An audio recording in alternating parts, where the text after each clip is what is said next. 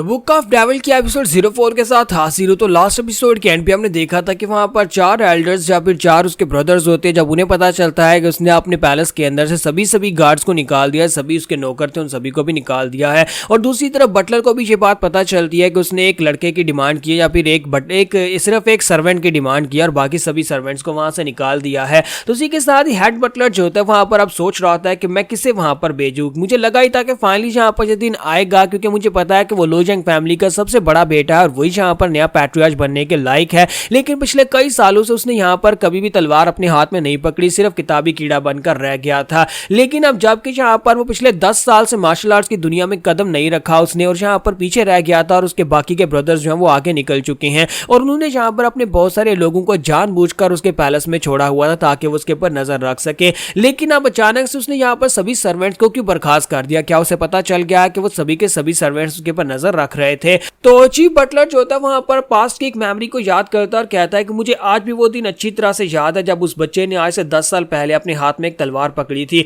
उस लड़के ने तलवार को अपने हाथ में पकड़ा तो था, लेकिन जब उसने तलवार को अपने हाथ में पकड़कर उसे घुमाया था, मैं उसी वक्त समझ गया था कि ये एक आम सा लड़का नहीं है, एक नौसिखिया नहीं है जिसने अपने हाथ में तलवार को पकड़ा है, बल्कि एक बहुत ही महान मार्शल मास्टर ने अपने हाथ में तलवार पकड़ रखी है। अगर वो लड़का तलवारबाजी की प्रैक्टिस करता रहता तो आज यहाँ पर वो फैमिली का पैट्रियार्च और सक्सेसर बन चुका होता, लेकिन कभी उस लड़के ने दोबारा तलवार को अपने हाथ में पकड़ा ही नहीं। बटलर कहता है कि मुझे लगता है कि वाकई में फाइनली वो वक्त आ चुका है जब यहाँ पर फर्स्ट यंग मास्टर अपनी जगह को क्लेम करने के लिए बाकी के यंग मास्टर से फाइट करेगा और हमारी फैमिली जहाँ पर इतने सालों से शांति के साथ अपना वक्त गुजार चुकी है वो वक्त अब खत्म होने वाला है। तो बटलर को बाहर से आवाज आती है, एक लड़की आती है और कहती है कि जियोंगा मैं आपसे मिलने के लिए आपने मुझे बुलाया था। तो बटलर उसे कहते हैं हाँ बेटा जियोंगा जल्दी से अंदर आ जाओ। तो जियोंगा अंदर आ जाती है तो उसे कहता है कि लड़की मेरे पास आओ, तुम्हारे लिए एक बहुत ही इंपॉर्टेंट मिशन है। यह मिशन सिर्फ और सिर्फ तुम ही कर सकती हो, यह मिशन सिर्फ और सिर्फ तुम्हारे लिए है क्योंकि तुम्हारे पास गॉड गिफ्ट है। तो इसी के साथ ही जियोंगा जो होती है वहां पर उनके सामने आकर खड़ी हो जाती है। तो बटलर उसे कहता है कि मैं जहां पर तुम्हें जो काम देने वाला हूं इसे बहुत ही ध्यान से करना होगा।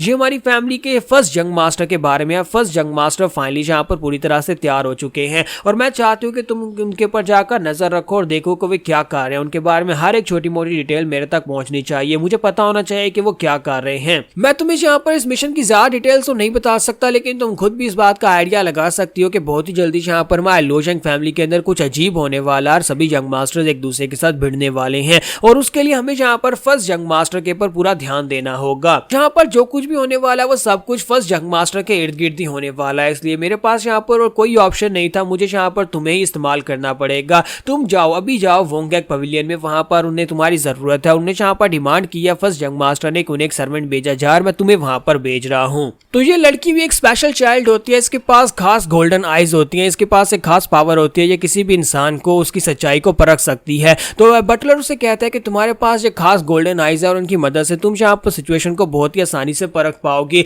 किसी दूसरे को भेजने की बजाय मैं स्पेशली तुम्हें भेज रहा हूँ क्योंकि तुम मेरी बहुत ही खास चाइल्ड और इसी के साथ ही ये मिशन भी काफी ज्यादा खतरनाक हो सकता है, लेकिन तुम्हें फर्स्ट यंग मास्टर का सही से ध्यान रखना होगा और एक सर्वेंट बनकर उनकी खिदमत करनी होगी, तभी वो तुम्हारे पर भरोसा करेंगे। तो इसी के साथ ही अब नेक्स्ट सीन जो होता है हमें एल्डर्स यंग मास्टर यानी कि जियोन के पैलेस के बाहर का दिखाया जाता है। तो ये लड़की जियोंगा जो होती है वहां पर पहुंच जाती है और कहती है तो फाइनली मैं यहाँ पर आ चुकी हूँ। यही वो वोंगैक पवेलियन है जहां पर आज से मुझे काम करना है, फर्स्ट यंग मास्टर यहीं पर रहता है। तो वो कहते हैं कि मैंने काफी अर्सा पहले फर्स्ट यंग मास्टर के स्केल के बारे में सुना था कि वो एक बहुत ही कमाल का जीनियस है और वे किताबी कीड़ा बन चुका है, लेकिन वो कभी अपने पैलेस से बाहर नहीं आता। तो मेरे बटलर ने भी यहाँ पर मुझे यही कहा था कि वहां पर अंदर जाने के बाद मुझे असली पता चलेगा कि फर्स्ट यंग मास्टर का लेवल क्या है, उसका कैलिबर क्या है। जियोंगा जो होती है जैसे वहां पर गेट के ऊपर पहुंचती है तो वहां पर गार्ड्स जो होते हैं वो बड़े आराम से लेटे होते हैं, ये समझ लें कि वो सो रहे थे। तो जियोंगा वहां पर आती है तो गार्ड उसे कहता है कौन हो तुम लड़की? तो वो उन्हें अपने बारे में बताते हैं कि मेरा नाम जियोंगा है, फर्स्ट यंग मास्टर ने डिमांड की थी कि उन्हें एक सर्वेंट चाहिए और मैं बटलर हाउस की तरफ से यहाँ पर भेजी गई हूँ।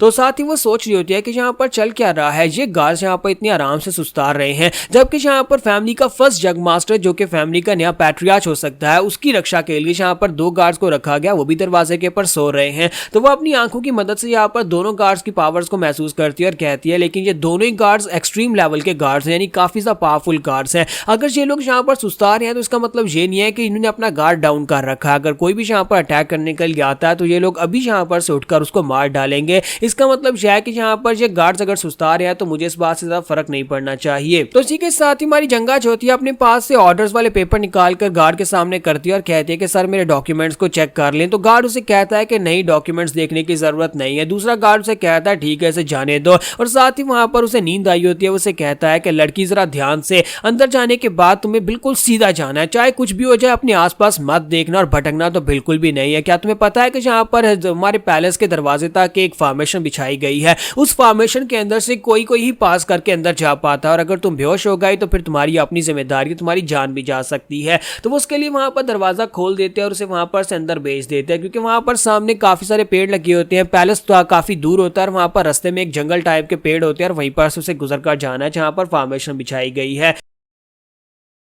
तो जो गार्ड होता है वो सब कुछ बता देता है कि तुम्हें बिल्कुल सीधे चलते जाना है। तो हमारी जंगा कहती है कि तो यही वो फॉरेस्ट है जिसके बारे में मुझे बताया गया था। ये एक बहुत ही खतरनाक किस्म का फॉरेस्ट है, हालांकि ये एक इतना भी खतरनाक नहीं है। इसे फॉर्मेशन के साथ इल्यूजन्स क्रिएट की जाती हैं और अगर आपका दिल कमजोर हुआ, आपका दिमाग कमजोर हुआ तो आप इस इल्यूजन के अंदर फंस जाएंगे और यहीं पर आप बेहोश हो जाएंगे। हमारी जंगा कहती है कि मेरे पास यहाँ पर स्पेशल गोल्डन आइज है जिनकी मदद से मैं इस फॉर्मेशन को देख सकती हूँ। अगर मेरे पास ये गोल्डन आइज नहीं होती तो फिर मैं यहाँ पर इस फॉर्मेशन को नहीं पहचान पाती। ये पूरे जंगल को इसने किस तरह से पूरी तरह से कवर किया हुआ है। ये हमारी फैमिली की ग्रैंड फॉर्मेशन है। मैं अपनी गोल्डन आइज की मदद से यहाँ पर बीच का रास्ता देख सकती हूँ, मुझे सीधा रास्ता सामने की तरफ दिखाई दे रहा है। लेकिन ये इस तरह की पावरफुल फॉर्मेशन है कि यहाँ पर किसी भी आम इंसान को पूरी तरह से क्रश कर सकती है, उसके ऊपर इतना प्रेशर डालती है, बिल्कुल एक कीड़े की तरह ये मुझे यहाँ पर मसल कर रख सकती है। तुम्हारी जंगा जो होती है फॉर्मेशन के अंदर चल पड़ती है। जैसे वो थोड़ा सा आगे जाते हैं उसे किसी की आवाज आती है। तुम्हारा जंग मास्टर जियोन जो होता है वो वहां से निकल कर आता है साइड के ऊपर से और कहता है देखो तो जरा यहाँ पर इस लड़की को जिस भी एंगल से देखो, ये एक आम सी लड़की है जिसकी बॉडी के अंदर कोई भी इनर एनर्जी नहीं है, लेकिन इसके बावजूद ये लड़की यहाँ पर इस फॉर्मेशन को कैसे देख पा रही है और चुपचाप इस फॉर्मेशन के अंदर से कैसे गुजर पा रही है। जब वो इतनी बात करता है तो उसी के साथ ही हमारी जंगा जो होती है वो साइड के ऊपर देखते हैं, उसे वहां पर साइड के ऊपर अंधेरा दिखाई देता है। जबकि यंग मास्टर जियोन वहां पर बातें करते हुए आगे बढ़ रहा होता है और उसे कहता है कि बताओ कि तुम यहाँ पर इस फॉर्मेशन को कैसे देख पा रही हो, तुम इस फॉर्मेशन के अंदर से कैसे गुजर पा रही हो। तो जैसे यंग मास्टर जो होता है वो अपनी डार्कनेस आई की मदद से उसकी तरफ देखता है, उसे वहां पर उसकी गोल्डन आइज दिखाई देती है। जबकि जंगा अपनी गोल्डन आइज की मदद से वहां पर उसकी तरफ देख रही होती है, उसे सिर्फ और सिर्फ वहां पर डार्कनेस दिखाई दे रही होती है और उसी डार्कनेस के अंदर उसे वहां पर हल्की सी लाइट दिखाई देती है। फिर साथ उसे वहां पर एक डेविल का फेस दिखाई देता है। जैसे ही वहां पर उसे एक डेविल दिखाई देता है, इसी के साथ ही मां जंगा जो होती है बेचारी बहुत ज्यादा घबरा जाती है और फॉर्मेशन जो होती है उसे पूरी तरह से ओवरलैप कर लेती है और उसे ऐसा लगता है जैसे कि फॉर्मेशन के अंदर डार्कनेस उसे अपने अंदर खींच रही है और बेचारी वहीं पर चिल्लाना शुरू कर देती है और कहती है कोई मेरी मदद करो, प्लीज मुझे बचा लो। जब वहां पर वो मदद के लिए पुकार रही होती है, हमारा यंग मास्टर जॉन वहां पर आता है, उसका हाथ पकड़ता है और उसे वहां पर उन सभी गोश्त के हाथों से खींचकर बाहर निकालता है और उसे अपने गले से लगा लेता है और कहता है कि देखो तो जरा चीफ बटलर ने यहाँ पर वाकई में एक बहुत ही इंटरेस्टिंग बच्चे को मेरे पास भेजा है और इससे भी ज्यादा इंटरेस्टिंग इसकी आंखें हैं, इसकी गोल्डन आंखें। लगता है कि ये मेरे काफी ज्यादा काम आने वाली है। तो यहाँ पर हमारी एपिसोड 04 का एंड होगा और नेक्स्ट एपिसोड में देखेंगे कि अब आगे क्या होने वाला है।